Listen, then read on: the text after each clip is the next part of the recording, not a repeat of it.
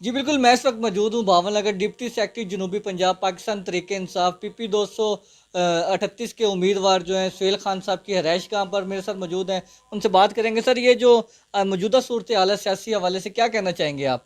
بسم اللہ الرحمن الرحیم۔ سب سے پہلے تو میں وائس نیوز کی پوری ٹیم کو وائس نیوز کی لانچنگ پر مبارکباد دیتا ہوں، اور ہم یہ امید کرتے ہیں کہ وائس نیوز جو ہے وہ ہمارے الیکٹرانک میڈیا کی دنیا میں ایک حسین اور خوبصورت اضافہ ہوگا۔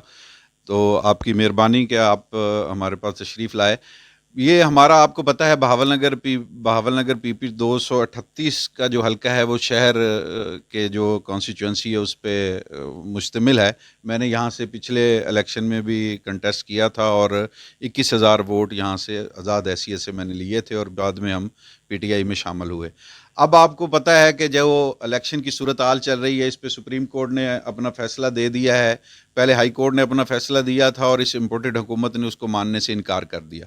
اب سپریم کورٹ نے اپنا حکم سنایا ہے، اب آئین کی تشریح کی ہے۔ آئین میں اس بات کی گنجائش نہیں ہے کہ 90 دن سے زیادہ جو ہے وہ کیئر ٹیکر سیٹ اپ چلایا جائے اور الیکشن نہ کروائے جائیں، لیکن اپنے ٹریک ریکارڈ کے مطابق یہ پی ڈی ایم اور یہ جو امپورٹڈ حکومت ہے اور یہ جو فاشسٹ حکومت ہمارے غریب عوام پر مسلط کر دی گئی ہے، وہ الیکشن سے بھاگ رہے ہیں۔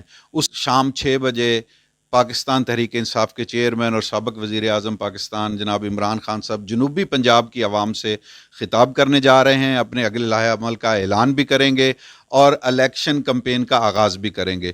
کل 6 بجے بہاول نگر میں سٹی چوک میں، اور جنوبی پنجاب کے 11 اضلاع میں ضلعی ہیڈ کوارٹرز پر سکرینیں لگا کر خان کا خطاب سنایا جائے گا، اور عمران خان صاحب اپنی الیکشن مہم کا آغاز بھی کریں گے اور اپنے اگلے لائحہ عمل کا اعلان بھی کریں گے۔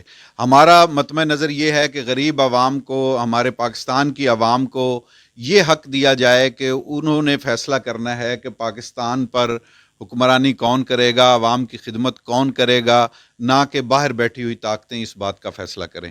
ہمارا مطمع نظر یہ ہے، اور پاکستان، پورے جنوبی پنجاب اور پورے پاکستان کی عوام عمران خان کے ساتھ ہے۔